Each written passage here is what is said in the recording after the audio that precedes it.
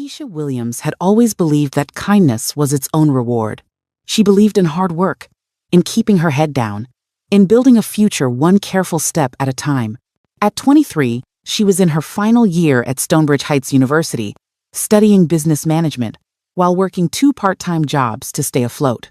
Her scholarship covered tuition, but life in this city of glittering skyscrapers and old money required more than good grades. She had Minho, her boyfriend of 3 years. Sweet, attentive Minho, who worked at his family's restaurant and talked about opening a small cafe together someday. Their dreams were modest but warm, filled with Sunday morning markets and shared laughter over burnt pancakes. That rainy October night changed everything. Keisha was walking home from her shift at the university library, umbrella fighting against the wind, when she heard the commotion in the alley behind the closed shopping district. Every instinct told her to keep walking. Stonebridge Heights was beautiful in the daylight, but after dark, certain areas belonged to people who didn't appreciate witnesses. But then she heard the groan, low, pained, desperate. She found him slumped against a dumpster, blood seeping through his expensive white shirt, his face pale in the dim light. He couldn't have been much older than 30, with sharp features and eyes that, even glazed with pain, held a dangerous intelligence. "Please," he managed. "Phone. In my pocket." Keisha should have called an ambulance. Instead, following his gasped instructions, she called the number saved under Yijun. She pressed her scarf against the wound in his side, her hands shaking, her nursing minor classes suddenly the only thing between this stranger and death. "Stay with me," she whispered. "Help is coming." His hand gripped her wrist with surprising strength. "Your name." "Keisha. Keisha Williams." "Keisha," he repeated, as if memorizing it. "I'm Daesung. Kang Daesung." She didn't recognize the name then. She would learn to fear it soon enough. The black cars arrived within minutes, men in dark suits moving with military precision. They tried to push her aside, but Daesung's voice cut through the chaos. "She stays." At the hospital, she gave her statement to the police, found him injured, called for help, didn't see who did it. They didn't believe her, but they couldn't prove otherwise. As dawn broke and she finally prepared to leave, a man in an immaculate suit approached her. "Miss Williams, I'm Yijun, Mr. Kang's associate. He wanted me to express his gratitude." He handed her an envelope. Inside was more money than she made in 6 months. "I can't accept this," she said immediately. Yijun's smile didn't reach his eyes. "Mr. Kang insists. He pays his debts." She took the envelope, planning to donate it, to forget this entire strange night. But as she walked out of the hospital, she felt eyes on her back and saw Daesung watching from his window, 3 floors up. She told herself it was gratitude in his gaze. She was wrong. Before we dive into Keisha's terrifying encounter with Kang Daesung, if you love stories full of suspense, betrayal, and shocking twists, hit that subscribe button and turn on notifications so you never miss a story like this. Trust me, you won't believe what happens next. Now, let's see how it all unfolds.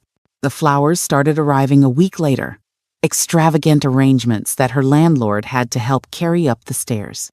Then the gifts, designer items she'd never wear, expensive chocolates, jewelry that belonged in a museum. Each came with a simple card. "Thank you, KD." "This is insane," Minho said, staring at the latest delivery, a Cartier bracelet. "Keisha, who is this guy?" "Just someone I helped," she said, increasingly uneasy. "I'm going to return all of this."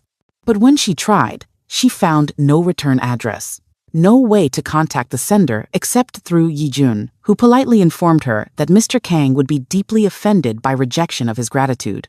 Then Daesung appeared at the cafe where she studied between classes. He looked different from that night in the alley, powerful, commanding, wearing a charcoal suit that probably cost more than her yearly tuition. He slid into the seat across from her without invitation. "You're hard to thank properly," he said, his voice smooth and unsettling in its intensity. "You've thanked me enough. Too much." Keisha closed her laptop. "Mr. Kang, I appreciate the gesture, but I don't need anything. What I did, anyone would have done the same." "No." His eyes locked onto hers. "They wouldn't. In this city, People walk past bleeding men in alleys. You stopped. You stayed. You saved me. I'm glad you're okay, but have dinner with me. I have a boyfriend. Something flickered across his face, not anger, but calculation. I'm aware. Lee Min-ho, 24, works at his family's Korean restaurant on 5th Street. Good son. Decent man. He leaned forward. Not good enough for you. Keisha stood abruptly. This conversation is over. His hand caught her wrist, not painfully, but firmly. I'm not a patient man, Keisha. But for you, I'm trying to be. I'm trying to do this the right way. There is no this. I'm not interested. You will be. He released her, standing with fluid grace. I always get what I want. Always. As he walked away, Keisha's hands trembled. She pulled out her phone and searched his name. The results made her blood run cold. Kang Dae-sung, heir to the Kang conglomerate, one of Stonebridge Heights' wealthiest families. But the deeper she dug, the darker it got. Whispered connections to the Black Tiger Syndicate, a criminal organization that had been legitimizing itself through business acquisitions and political influence, money laundering, extortion, violence wrapped in expensive suits and charitable donations. She had saved a monster. Min-ho noticed the change in her immediately. You're scared? He said that evening as they walked through the park near campus. Talk to me. She told him everything about Dae-sung. The gifts, the veiled threat in that cafe. Min-ho's gentle face hardened in ways she'd never seen. I'll handle this, he said. Min-ho, no, this man is dangerous. So am I when it comes to protecting you. He kissed her forehead. Trust me. But Keisha knew some battles couldn't be won with love and good intentions. The next day, Min-ho went to Kang Corporation's headquarters. He never told her exactly what happened in that meeting, but he came back different. Quieter. His hands shook when he thought she wasn't looking. He agreed to leave you alone, Min-ho said, but his eyes told a different story. For 2 weeks, the gifts stopped. Keisha let herself believe it was over. Then Min-ho's family restaurant burned down. The fire department called it an electrical fault, but Keisha saw Yi-jun in the crowd watching the flames, and she knew.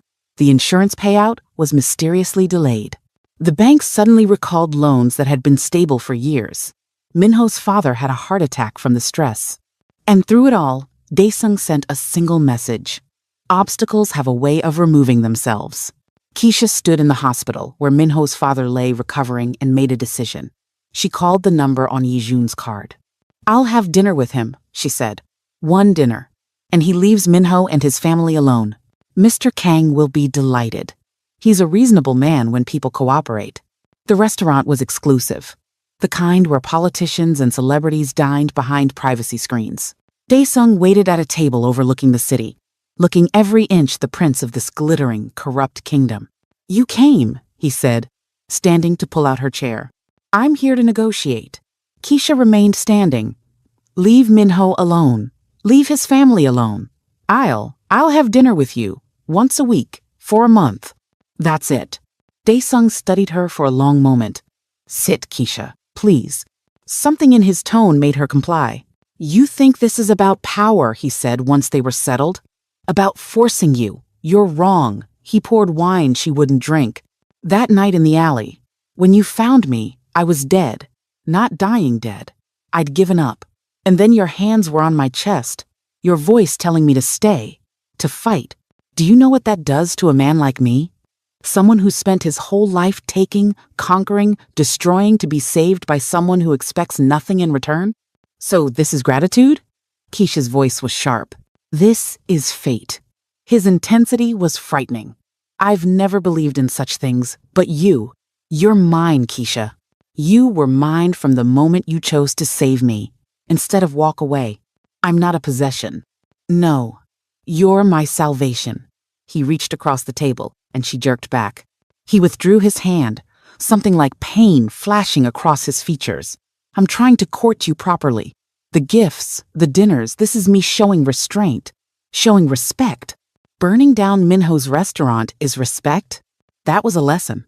He needed to understand that you're under my protection now, that attempts to keep you from me will fail. Keisha stood, her chair scraping back. I'm leaving. If you do, Tomorrow, Minho loses his visa status. Turns out there are irregularities in his family's immigration paperwork from 15 years ago, the kind that result in deportation. She froze. Sit down, Keisha. It wasn't a request. She sat. I don't want to hurt you, Daesung said softly. I don't want to hurt anyone you care about. But I will, if that's what it takes to make you understand. You saved me. Now I'm saving you from a small life, from poverty, from a man who could never give you what you deserve. And what do I deserve? Her voice shook with rage and fear. A cage? A captor? You deserve the world.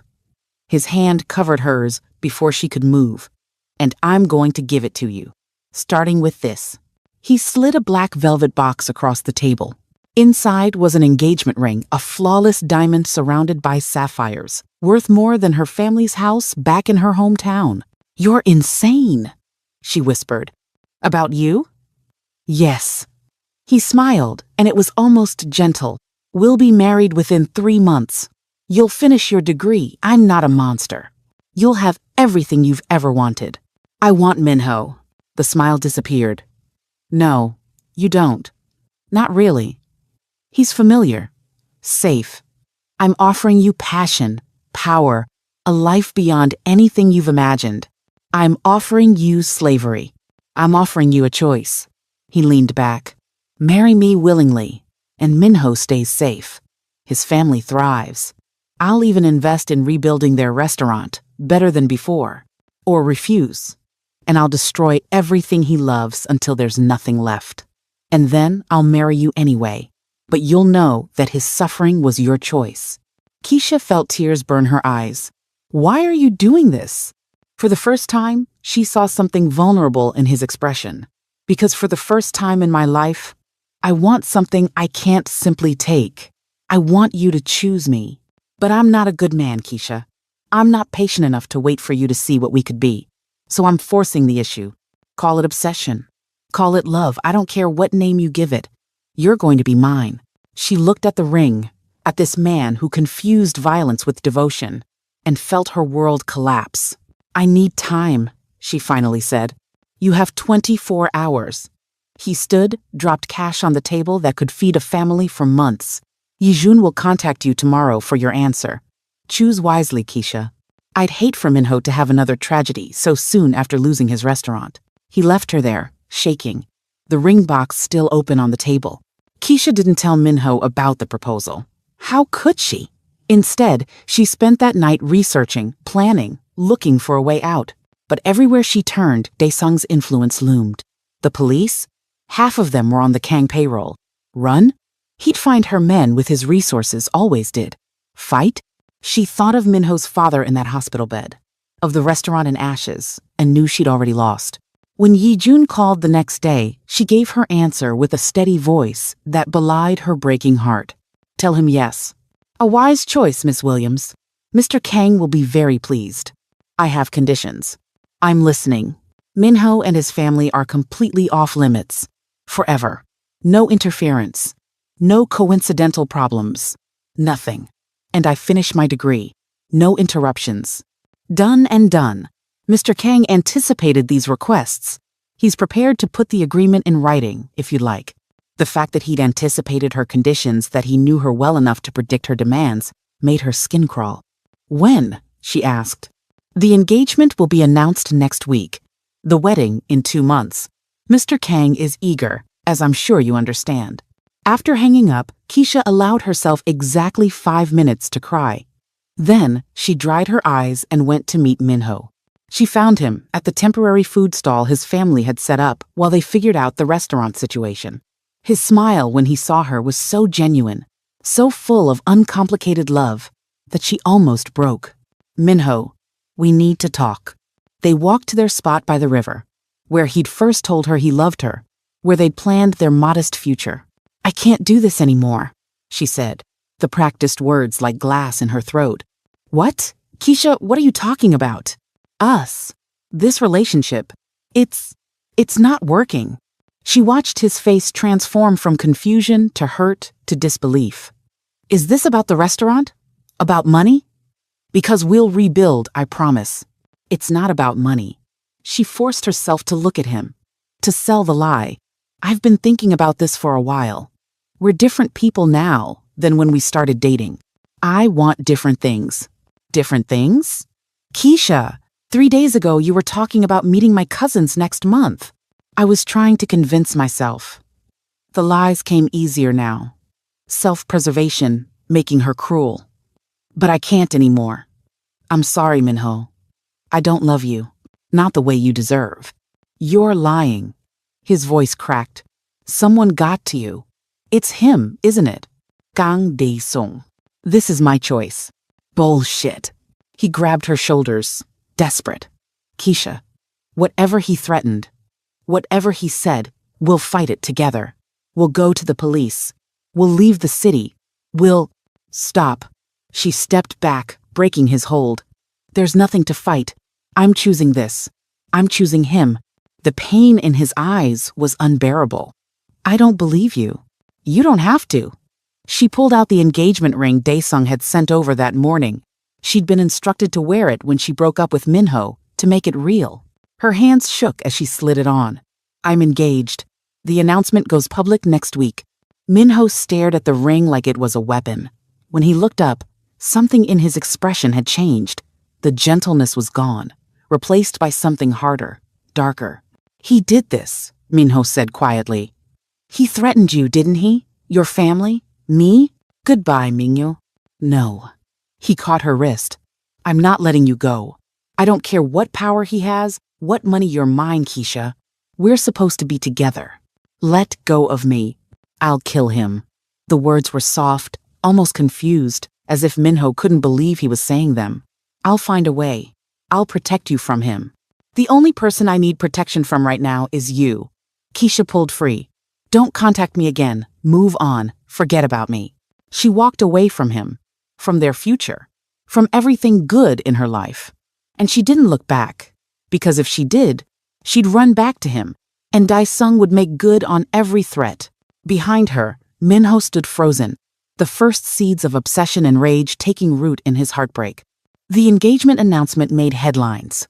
Business heir Kang Dae-sung to wed university student, read the most generous versions. The others were less kind, gold digger, opportunist, social climber. Keisha's face was plastered across social media, her life dissected by strangers. She moved into Dae-sung's penthouse the day after the announcement. He'd insisted, and she had no energy left to fight. The apartment was stunning, floor-to-ceiling windows overlooking the city, modern art on every wall, luxury in every detail. Her new cage was gilded and beautiful. Your room? Dae-sung said, showing her to a bedroom that was larger than her entire previous apartment. I'll be across the hall. I won't push you physically, Keisha. I want you willing. That's never going to happen. We'll see. He moved closer, and she forced herself not to flinch. His hand came up to cup her face with surprising gentleness. I know you hate me right now. That's fine. Hate can become passion. Indifference, that's what I fear. But you're not indifferent, are you? She slapped his hand away. Don't touch me. Something flickered in his eyes, hurt, maybe, or anger, but he stepped back. As you wish. But Keisha? This penthouse has excellent security. Don't try to leave without permission. For your own safety, of course. Of course? She echoed bitterly. I'm so grateful for my loving fiancé's protection. He smiled. You'll learn to mean that eventually. The first week was a nightmare of wedding planning, dress fittings, and meetings with Dae-sung's family. His mother, Madame Kang, was a cold woman who looked at Keisha like something unpleasant on her shoe. My son could have married anyone, she said during their first private conversation. Heiresses, celebrities, women of proper breeding. Instead, he chooses a scholarship student with no family connections. Her smile was sharp. What did you do to bewitch him? I saved his life. Yes, the hero story. How convenient. Madame Kang circled her like a predator. Understand something, girl. The Kang family has an image to maintain. You will be the perfect wife, gracious, demure, obedient. You will produce heirs. You will never embarrass us. In exchange, you'll have wealth and status beyond your dreams. And if I refuse to be perfect, Then you'll discover that my son's cruelty is a gentle thing compared to mine. Dae-sung's father was different, a tired man who looked at his son with something between pride and fear. You saved him, he told Keisha during the engagement dinner. Perhaps you can save him from himself too. What do you mean? But he just shook his head and poured more whiskey. Keisha discovered quickly that while Dae-sung had promised not to touch her, he had other ways of maintaining control. He monitored her phone, her emails, her every movement. Security followed her to class. Her friends suddenly became busy. Unable to meet, she suspected Dae-sung had warned them away. The only person who pushed through was Maya, her roommate from freshman year. This is insane, Maya hissed when they finally managed coffee together. Everyone knows he's Black Tiger Syndicate. You're marrying a criminal. Allegedly, Keisha said automatically. A script Dae-sung had drilled into her. Keisha, this isn't you. What happened to finishing school and opening that community center you always talked about? What happened to Minho? At his name, something cracked in her carefully maintained composure. I can't talk about him. Can't or won't?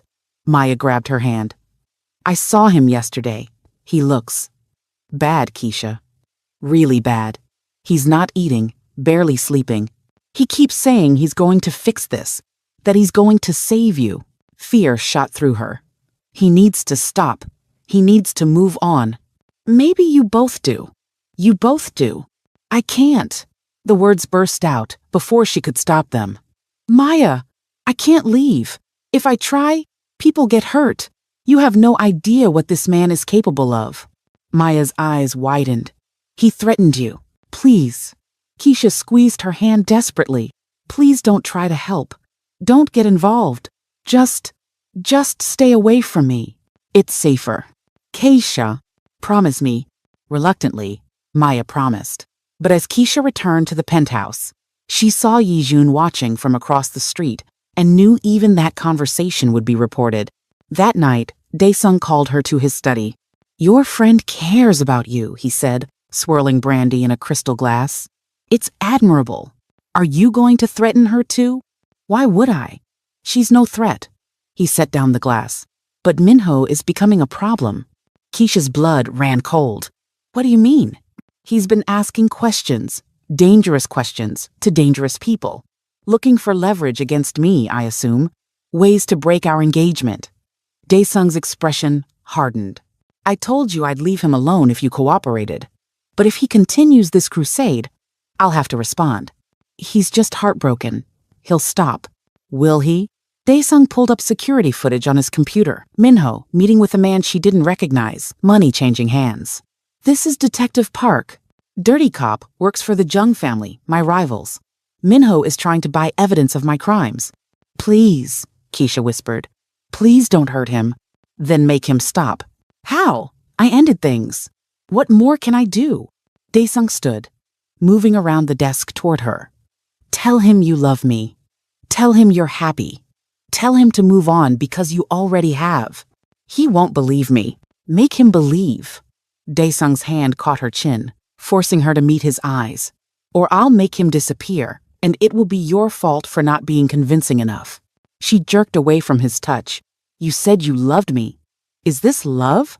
For a moment, something like shame crossed his features. Love is making hard choices to protect what matters. I'm protecting you, Keisha. From him, from yourself, from a future that would waste your potential. You're destroying me. No. He pulled her against him, and she was too tired to fight. I'm reforging you. You'll see. Once we're married, once you understand what we can build together, you'll thank me. His arms around her felt like chains. The meeting with Minho was arranged for neutral ground, a busy cafe where Dae-sung's security could watch but not hear. Yijun had coached her on what to say, threats hanging over every word. Minho arrived looking haggard, his eyes haunted. When he saw her, hope and pain warred on his face. Keisha. Minho. She kept her voice steady. We need to talk. He slid into the seat across from her, reaching for her hand. She pulled back. Don't, she said. This isn't that kind of meeting. Then what kind is it? The kind where I tell you to stop.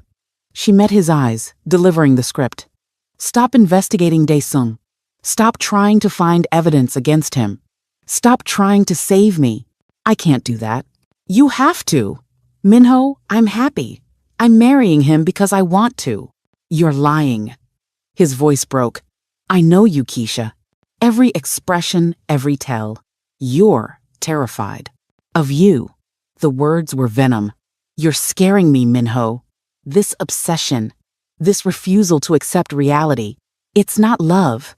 It's possession. She watched the words hit him like physical blows. You don't mean that, he said. I mean every word. What we had was college romance. Childish dreams. Daesung offers me the real-world security, power, a future that matters. He's a monster. He's a man who knows what he wants and takes it. She leaned forward, channeling Daesung's intensity. Like I'm doing now. I want this life. I want him. And I need you to accept that and move on. Minho's hands clenched into fists. Did he tell you to say this? Is he watching right now? No one's making me do anything. This is my choice. Bullshit. He stood abruptly, his chair scraping back. Other patrons turned to look. You think I don't know what he's capable of? The Jung family told me everything, the extortion, the violence, the way he destroys anyone who crosses him. You're not his fiancée, Keisha. You're his prisoner. Lower your voice. No! His voice rose. I'm not going to watch you sacrifice yourself for whatever threats he made. I'm going to stop him. I'm going to expose him. And I'm going to save you, whether you want me to or not. Security was already moving toward them. Keisha stood, panic rising. Minho, please, if you ever loved me, walk away. Live your life. Forget about me. Never. His eyes held a fervor that frightened her. You're mine, Keisha. You'll always be mine. And I'm going to prove it. They dragged him out as he shouted her name, as other patrons filmed on their phones, as Keisha stood frozen, knowing she just made everything worse. That night, Ijun delivered the news. Minho had been arrested. Assault charges, apparently he'd attacked one of the security guards. Bail was denied. It's handled, Daesung told her, not looking up from his paperwork. He'll serve 6 months. Cool off. Maybe learn his lesson. You framed him. I protected him. If I'd let him continue, he would have gotten himself killed. Finally, Daesung looked at her. The Young family doesn't play games, Keisha. They would have used him and disposed of him. This way, he's safe in a cell until he comes to his senses. This isn't protection. It's torture. Compared to what they would have done? Yes, this is mercy. He stood, moving to the windows. You see me as a villain in your story. Fine. I can live with that. But understand every choice I make about Minho, about your security, about our future, they're all to keep you safe. Even from yourself. I didn't ask for this. No. You saved a dying man in an alley and expected nothing. That's why you deserve everything. He turned to her, and in the city lights, he looked almost vulnerable. I wish I could court you properly, take you on dates, win your heart slowly. But I'm not built for patience, and my enemies don't respect gentle approaches. So I'm doing what I know, taking control, eliminating obstacles, securing what's mine. I'm not yours. Not yet. But after the wedding. He smiled. After the wedding, you'll be legally, socially, permanently mine. And then, Keisha, then I can start teaching you to love me. The threat in those words made her shudder. The wedding was a spectacle, hundreds of guests, designer gown, ceremony at the city's most exclusive venue. Keisha moved through it in a daze, smiling for cameras, accepting congratulations from people who knew nothing of her circumstances. Her family had been flown in, dazzled by the luxury, confused by her subdued affect. Her mother kept asking if she was happy. She kept lying that she was. Daesung played the devoted groom, perfectly attentive, loving, the picture of romantic success. His family and associates celebrated the union, the merging of his legitimate business front with a wholesome image. The Black Tiger Syndicate was going mainstream, and Keisha was the acceptable face of that transition. When the priest asked if she took Daesung as her husband, she looked into the crowd and saw Yijun, saw the security, saw the implicit threats in every expensive flower arrangement. I do, she whispered. Daesung's kiss was possessive, a claim of victory. The crowd cheered, and Keisha felt the last door to freedom slam shut. The honeymoon was 2 weeks in Bali, beautiful and suffocating.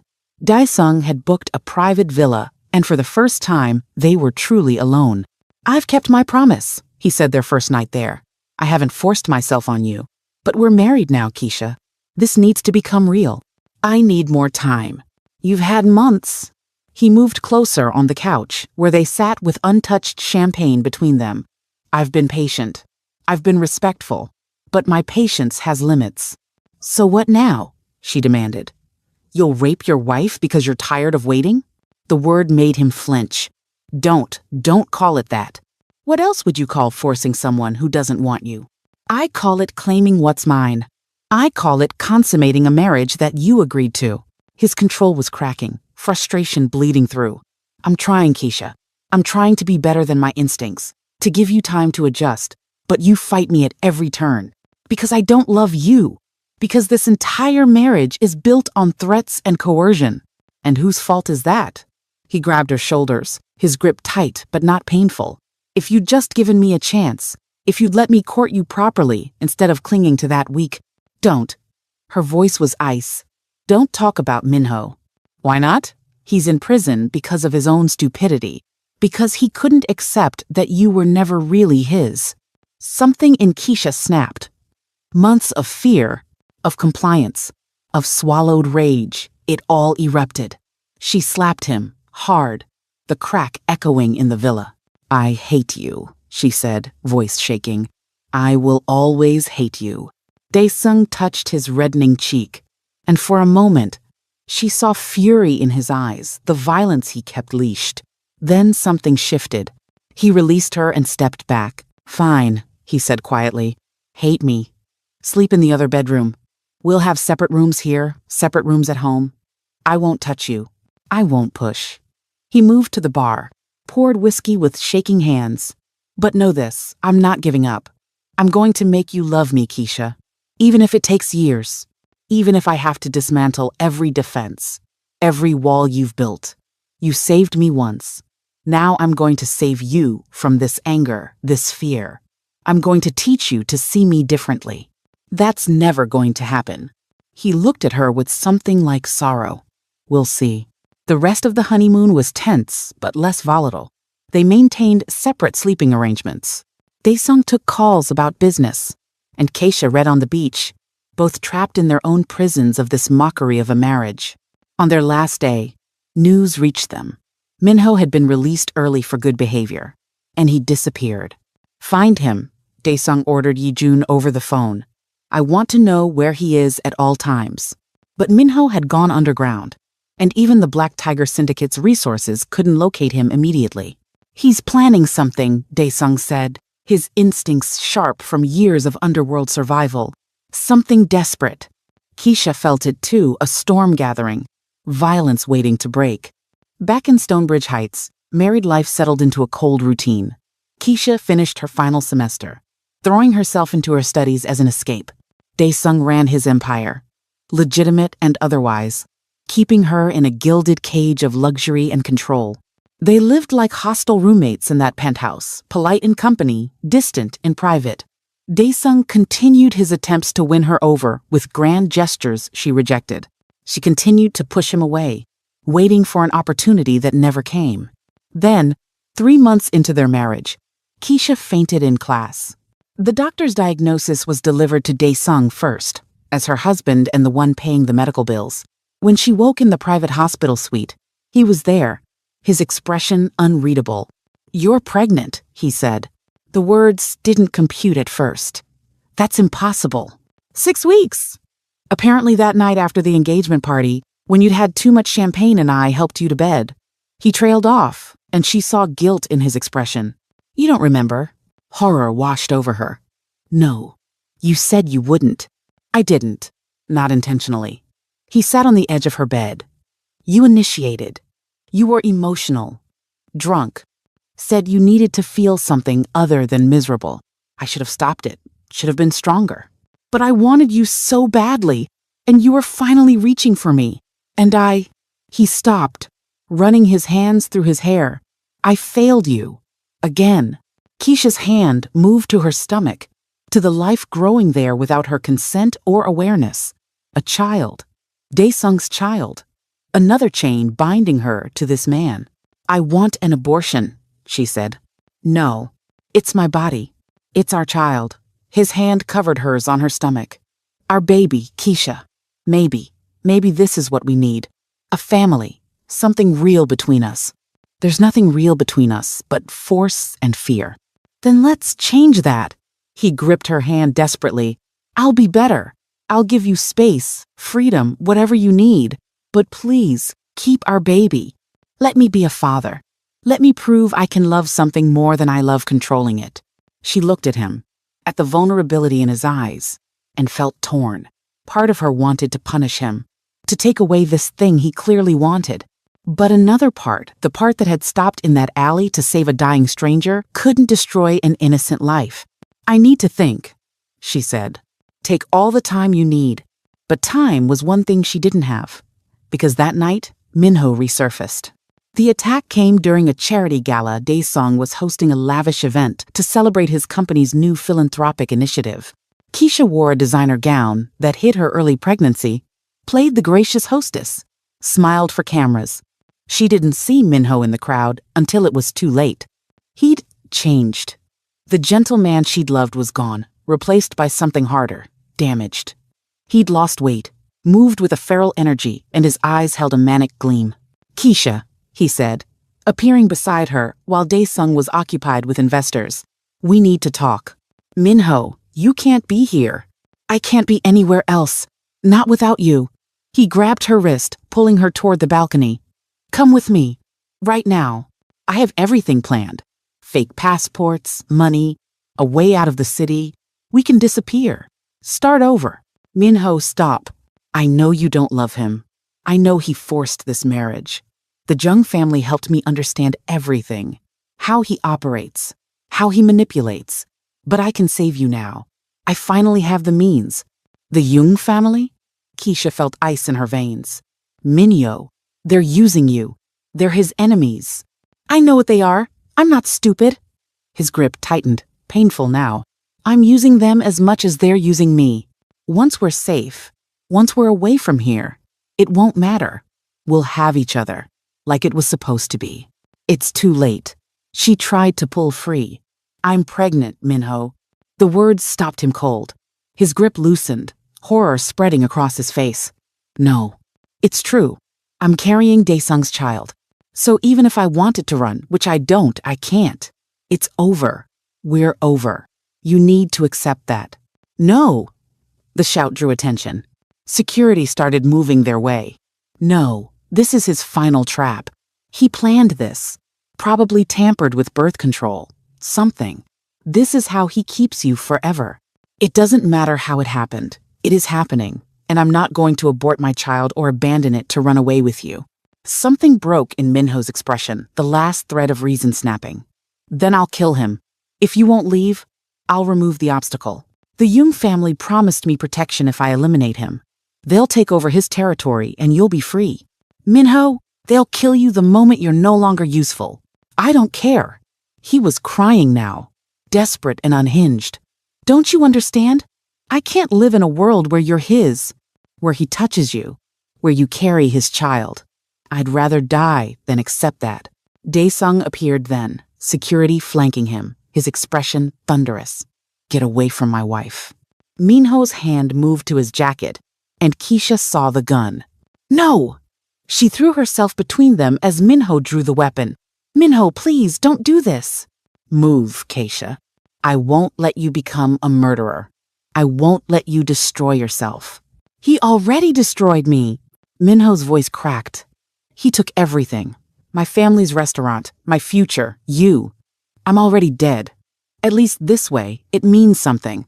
Daesung moved fast, pulling Keisha behind him just as Minho fired. The bullet meant for Daesung's chest hit him in the shoulder instead.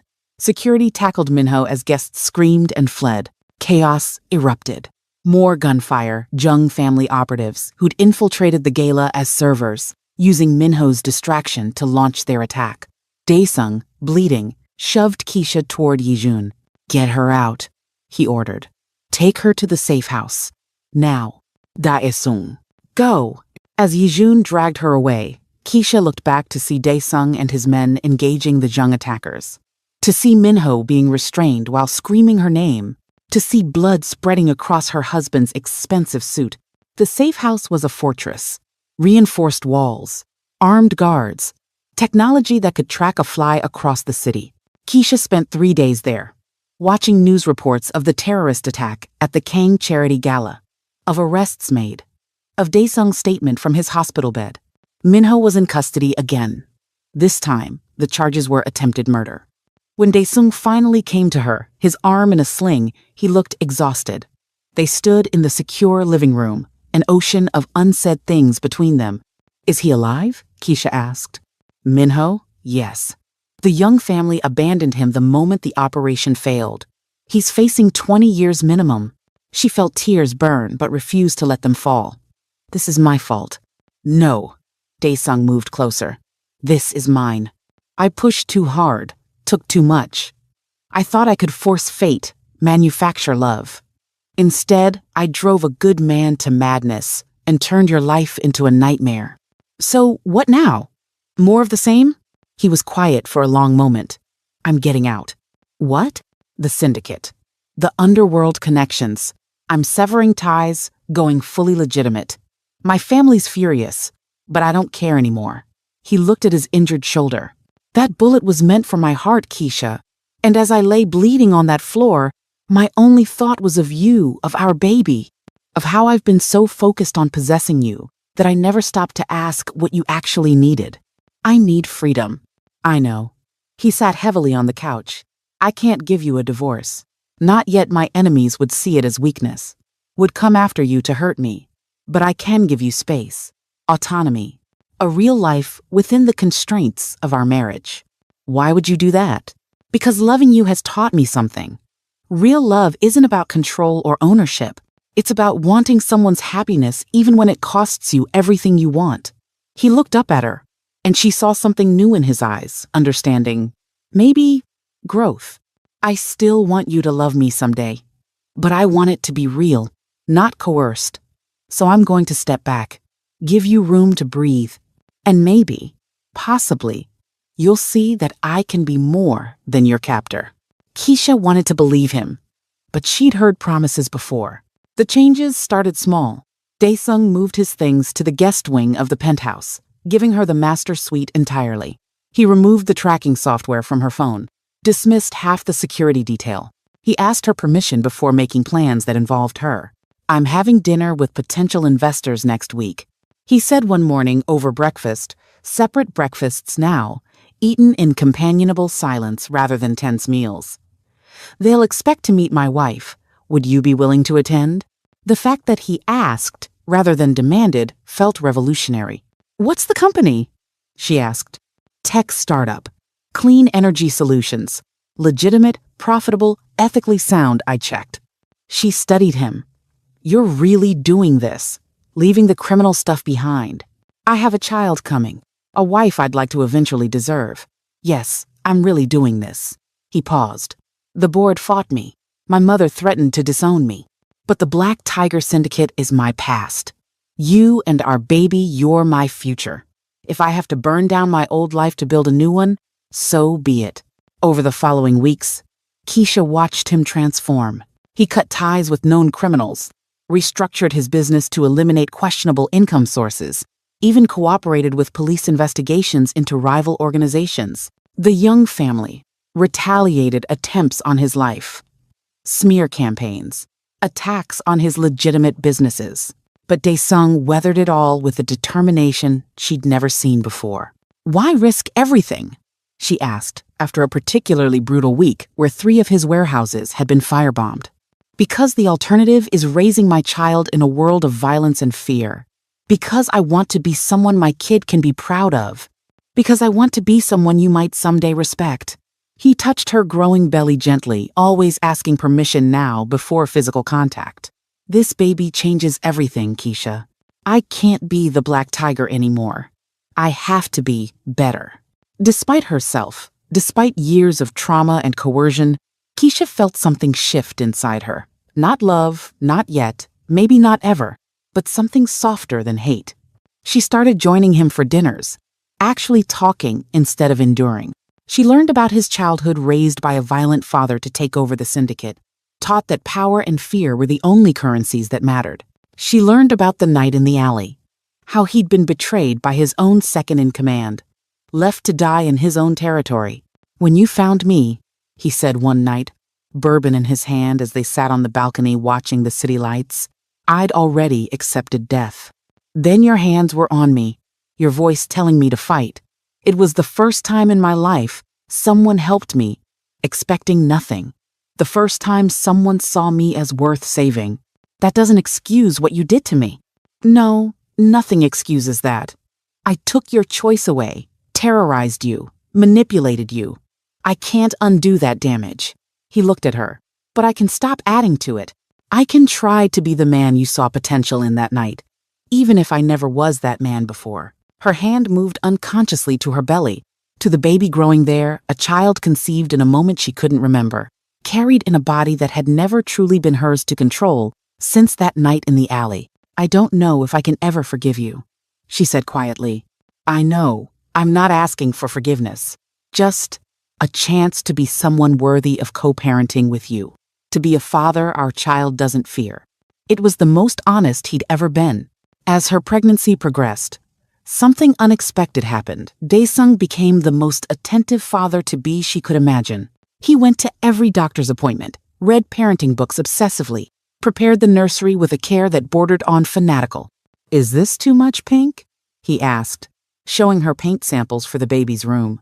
They'd decided not to know the gender, but he wanted options ready. "It's fine. You hate it. I can tell. What about this green? Or yellow? Or we could do a mural. I found an artist who does beautiful woodland scenes." She looked at this feared crime lord, this man who destroyed her life, agonizing over nursery colors, and felt something crack in her carefully maintained hatred. "The green," she said, "with the woodland mural."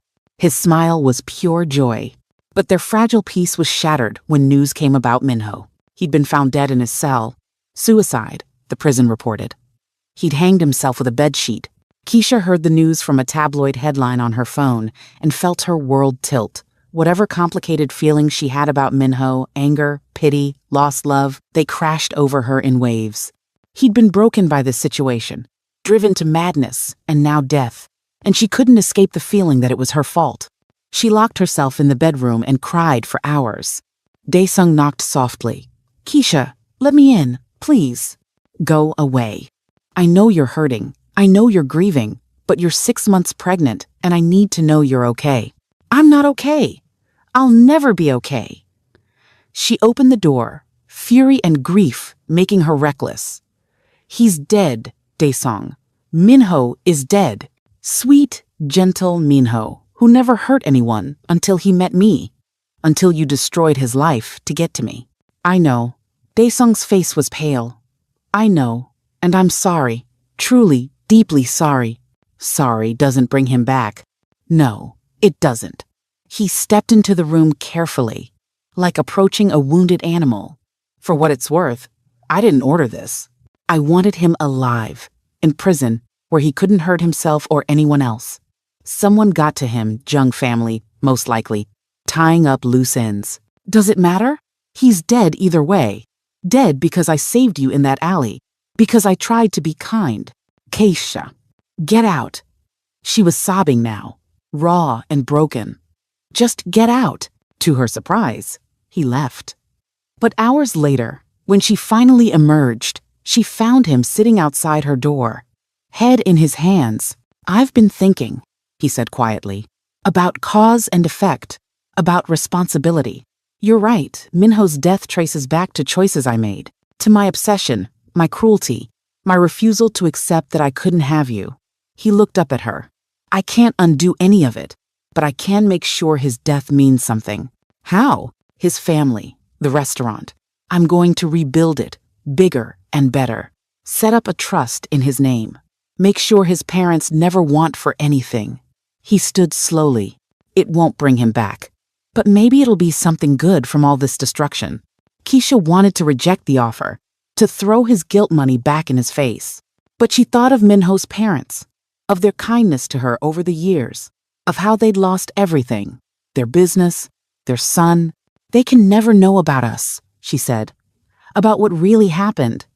Let them think their son and I just drifted apart. Agreed. And I want to be involved. In the trust, the restaurant plans. I want to make sure it's done right. Of course, whatever you want. It was a small thing, perhaps, in the face of so much pain, but it was something. The baby came early, 3 weeks before her due date. Keisha woke to contractions at 2 a.m., and Daesung transformed into a hurricane of activity, calling doctors, preparing the car, panic barely controlled beneath his efficient movements. It's going to be fine, he kept saying, more to himself than her. Everything's going to be fine. Labor was long and difficult. 20 hours of pain, of exhaustion, of Daesung holding her hand through every contraction, letting her squeeze until his fingers went white, murmuring encouragement. "You're so strong," he said during a particularly brutal contraction. "The strongest person I've ever known. You survived me, Keisha. You can survive this." It might have been the drugs, or the pain, or the strange intimacy of bringing life into the world together. But something in his words reached her. When their daughter finally arrived, small, perfect, with Keisha's eyes and Daesung's strong features, the world shifted on its axis. "She's beautiful," Daesung whispered, tears streaming down his face as he held her for the first time. "She's perfect. Keisha, we made something perfect." Watching him with their daughter, seeing the wonder and love in his expression, Keisha felt the last walls around her heart begin to crack. Not crumble, not yet, but crack. They named her Hope. A foolish name, perhaps, for a child born of such darkness. But looking at her tiny face, Keisha felt it for the first time in years. Hope that something good could grow from pain, that endings could become beginnings. The first 6 months of Hope's life were a blur of sleepless nights, diaper changes, and the strange domesticity of new parenthood. Daesung was obsessed with their daughter, getting up for night feedings, singing her lullabies in Korean, treating her like she was made of spun glass. "You're going to spoil her," Keisha said, watching him rock Hope back to sleep for the 3rd time that night. "I'm going to love her," he corrected. Something I never learned to do right until now. They were co-parenting well, falling into rhythms that almost felt natural. Separate bedrooms still, separate lives in many ways, but connected by their daughter and something that might, possibly, be called tentative friendship. Then, Madame Kang arrived with an ultimatum. "You've made us look weak," she told Daesung at a tense family dinner.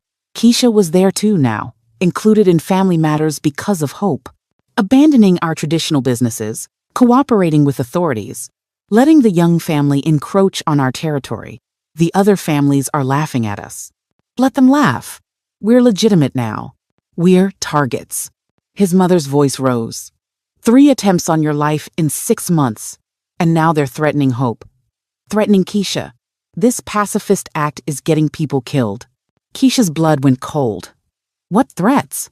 Madame Kang pulled out her phone, showing photographs of Hope's nursery window from outside of Keisha, at the market, of their daily routines, captured by hostile eyes. Messages promising violence, kidnapping, worse. The Jung family wants revenge for their failed coup, Madame Kang explained.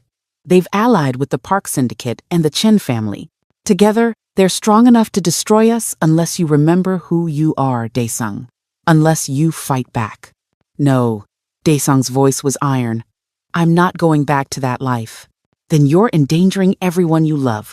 Mother. She's right, Keisha said quietly. Everyone turned to her. I hate saying it, but she's right. Going legitimate was noble, Daesung. But if it's making us vulnerable, if it's putting Hope at risk, you want me to go back to being the Black Tiger? He looked stricken. After everything? After finally becoming someone better? I want our daughter safe. I want to not wake up terrified every morning that someone's going to snatch her from her crib. The conflict in his expression was painful to witness. Finally, He turned to Yi Jun, who'd been silent throughout. Options, Daizong demanded. We fight back, hard and fast. Use our remaining syndicate connections to eliminate the threat. It'll be bloody, but it'll be over. Yi Jun hesitated. Or we run. New identities, new country, new life. You'd have to abandon everything, the company, the family, the Kang name. Run?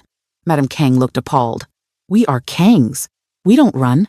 Maybe it's time we learned, Daesung said. He looked at Keisha. What do you want? For the first time since that terrible night in the cafe, he was asking what she wanted. Really asking, prepared to listen. I want Hope to grow up without fear, Keisha said slowly. Without guards and threats and violence. I want her to have what I had a normal childhood, friends, safety. She met his eyes. If that means running, if that means giving up everything you've built, I think it's worth it. You'd leave? Start over somewhere? I did it when I came to this city for college. I can do it again. She paused. But I can't do it alone. If we run together. As a family. Really together. Not just whatever we are now. The implications hung in the air. She was offering him something she'd never offered before, a real partnership, a real chance. I'll need time to arrange things, Daesung said, decision made. To liquidate assets discreetly, create new identities, establish a safe destination. 2 months. 2 months of hell, Madame Kang said bitterly. While you prepare to abandon your family, your legacy. My legacy is hope, Daesung said firmly. And keeping her safe is worth more than any empire. As the meeting broke up, as his family left in various states of anger and disappointment, Keisha found herself alone with Daesung in the nursery, watching Hope sleep. Thank you, he said quietly, for giving me an out, for offering to run with me. I'm doing it for Hope. I know, he smiled sadly, but I'll take what I can get. And maybe somewhere else, somewhere without all this history and pain. Maybe we can figure out who we are to each other. Not captor and prisoner, not just parents, but something. Maybe, Keisha agreed. And surprisingly, she almost believed it. The 2 months were tense. Daesung worked tirelessly to move money, establish their escape route, prepare for a life in hiding. Meanwhile, attacks escalated, car bombs, shootings, attempts that got closer and closer. Keisha lived in constant fear, never letting Hope out of her sight, jumping at every sound. The safe house became a true prison again, but this time she'd chosen it to keep their daughter safe. Then, 1 week before their planned departure, everything fell apart. Yi Jun was the betrayer. He'd been selling information to the Jung family for months, playing both sides, positioning himself to take over Daesung's territory once the Kang family was destroyed. The escape plan, the new identities, the safe house location, all of it compromised. The attack came at dawn. Jung family soldiers, heavily armed, breaching the safe house while most of the guards were at shift change.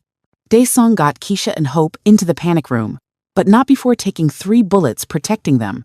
He collapsed against the reinforced door as it sealed, blood pooling beneath him. Daesung! Keisha put Hope in her crib, specially installed in the panic room for situations like this, and dropped beside her husband. Stay with me! Please, stay with me! Familiar words, he gasped, managing a smile even in agony. You said them once before, in an alley, and you stayed. So stay now. For Hope. For, she couldn't say it. Couldn't admit what had grown between them despite everything. For you? His hand found hers. I stayed for you the first time too. Did you know? Even dying.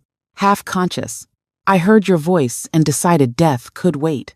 Outside the panic room, gunfire erupted, his remaining loyal men fighting back. But there were too many attackers. I'm sorry, Daesung said, blood on his lips. For all of it. The force, the fear, taking your choice. You deserved better than me. Shut up. Keisha was crying, pressing her hands to his wounds, trying to stop the bleeding. You don't get to apologize and die. That's a coward's way out. You fight. You stay. You be better, like you promised. I'm trying. His eyes were closing. But I don't think... No! She grabbed his face, forcing him to look at her. Listen to me, Kang Dae-sung. I don't love you. I'm not going to claim I love you just because you're dying. But I don't hate you anymore either. And I think, given time, given a real chance, without all the violence and fear, I think I could have cared for you. Maybe even loved you. So you stay alive. Because I want to find out. Do you hear me? I want to find out what we could have been. Something shifted in his expression. Hope. Determination. Something fierce. You mean that? Every word. Now stay with me. He gripped her hand tighter. Always. The gunfire outside stopped. For a moment, there was terrible silence. Then pounding on the panic room door, enemy voices demanding they open up, threatening Hope. Dae-sung struggled to sit up. The emergency signal, behind Hope's crib. Red button. Police, loyal men, everyone, push it. Keisha did. And an alarm she couldn't hear began broadcasting their location to every authority and ally in the city. But it would take time. Time they might not have. The door will hold, Dae-sung assured her, though he looked pale as death. It's designed to. Military grade. They'd need explosives. The explosion rocked the room. Hope began crying. Keisha grabbed her, shielding her with her body as debris rained down. When she looked back, the panic room door was breached, and Jung family soldiers were pouring in. Dae-sung, bleeding and broken, put himself between them and his family. You want them? He said, voice surprisingly steady. You go through me. You're already dead, the lead soldier said, raising his weapon. Not yet. What happened next would be talked about in underworld circles for years. Dae-sung, the Black Tiger, made his last stand. Despite his injuries, despite being outnumbered, he fought with a fury born of desperate love. He'd spent months trying to leave violence behind. But now, with his family threatened, he unleashed everything he'd been. It was brutal, efficient, terrifying.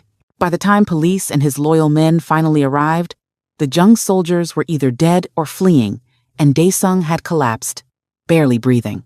You stayed, Keisha whispered, cradling Hope in one arm while pressing her free hand to his chest. You stayed for us. Always, he repeated and passed out. Dae-sung survived. Barely. 3 weeks in a coma, multiple surgeries, a recovery that doctors said should have been impossible. But he was stubborn, and he'd promised to stay. The Jung family was dismantled by authorities and rival syndicates in the chaos. Yijun's betrayal had exposed enough to bring down multiple criminal organizations. The underworld of Stonebridge Heights was reborn in the aftermath, and the Kang family stood aside from it all. Because Dae-sung kept his promise, he left the syndicate entirely, turned state's witness against remaining criminal elements, used his family's wealth to go completely legitimate. His mother disowned him. Half his family cut ties. But he didn't care. He was building something new. Keisha stayed through his recovery. She could have left nothing binding her now, with Dae-sung weak and his power broken. But she stayed, and it wasn't duty or fear that kept her there. It was choice. Why? He asked one day, 6 months post-attack, as he worked through physical therapy in their home.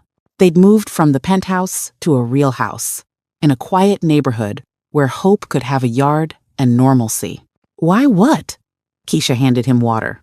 Why did you stay? You're free now. I can't stop you. Can't hurt anyone to keep you. You could take Hope and go. She sat beside him. Do you want me to go? No, God, no. But I want you here because you want to be here, not because of some lingering obligation or Dae-sung. She took his hand, not grabbed, not forced, but offered hers, and waited for him to take it. I'm here because I choose to be, because somewhere in all the darkness and fear, you became someone I could respect, maybe even care for. Not love? Not yet. She smiled slightly. You don't get love after everything. Not immediately, but you've earned a chance at it, a real chance, not built on force or fear. I'll take it. He squeezed her hand gently. I'll spend the rest of my life earning more. They heard Hope crying from her room, hungry, probably, or wanting attention. As Keisha stood to get her, Dae-sung caught her hand. Thank you, he said. for seeing someone worth saving in that alley, and for seeing someone worth saving again, even after I'd become a monster. You were never just a monster. That was the problem. She leaned down and kissed his forehead, the first kiss she'd ever initiated. You were a monster with the capacity for change. The question is whether you'll actually change, long-term, or revert when things get easy again. I won't. I swear I won't. We'll see, she said, and went to get their daughter. Over the following year, Dae-sung proved himself, not through grand gestures or expensive gifts, but through small, consistent actions. He went to therapy, real therapy, unpacking decades of violence and toxic lessons. He learned to parent not through control, but through patience. He built a legitimate business empire focused on ethical practices. And slowly, carefully, he courted Keisha properly. Real dates, asking permission, respecting boundaries, getting to know her as a person, not an object. Learning her dreams, she still wanted that community center, so he helped her build it. Stepping back to let her lead, learning her fears and working to never trigger them. It wasn't smooth. There were fights, regressions, moments when old patterns emerged and had to be consciously broken. Therapy for both of them, sometimes together, working through trauma that didn't disappear just because the circumstances changed. But there was progress. One evening, 2 years after the attack, as they sat on their porch watching Hope play in the yard, Keisha turned to him. "I think I love you," she said. He went very still. "You think? I'm not certain yet. Love is complicated for us. It's tangled up with trauma and force and everything that happened. But what I feel now, when I look at you, it's not fear. It's not even just tolerance." She met his eyes. "It's warm. It's hopeful. It might be love. Or it might be the foundation of love. I don't know yet. But I wanted you to know I'm feeling something good when I look at you now." Dae-sung's eyes glistened. "That's more than I ever thought I'd get from you. More than I deserve." "Probably," she agreed. "But I'm not staying for what you deserve. I'm staying for what we could build. For hope. For the man you're becoming." She paused. "And for the woman I'm rediscovering, the one who saves people in alleys, who fights for what matters, who's strong enough to choose forgiveness without forgetting." He took her hand, always careful now, always gentle. "I'll spend forever proving worthy of that choice." "I know. That's why I'm making it." They sat in comfortable silence, watching their daughter laugh and play, watching the sun set over their new, hard-won life. In the end, Keisha's story wasn't about a woman saved by a man or destroyed by one. It was about a woman who saved herself, who survived obsession, manipulation, and violence, and came out the other side with her autonomy intact. She'd paid a terrible price. Lost years, lost love, trauma that would never fully heal. But she'd also gained something unexpected, a partner who'd learned to be better, a daughter who represented hope over darkness, and a future that was hers to choose. Not the future she'd planned in that cafe with Minho, making modest dreams over cheap coffee. Not the gilded cage Dae-sung had first forced her into. But something new, built from ashes and pain and the stubborn insistence that people could change, that love could be learned, that even the darkest stories could find some light. As Hope ran up to them, demanding a story before bedtime, Keisha lifted her daughter into her lap and thought about what story to tell. Not a fairy tale those lied about how love worked. Not a tragedy, they'd lived enough of those. Instead, she told Hope about a woman who saved a stranger's life and changed her own forever. Who learned that kindness could be costly but also powerful. Who discovered that strength wasn't about never being broken, but about choosing what to build from the pieces. And as she spoke, Dae-sung's hand rested gently on her shoulder, not possessive, not controlling, but connected, present, earning his place in this story, day by day, choice by choice. It wasn't perfect. It would never be perfect. But it was theirs. And it was real. And it was enough.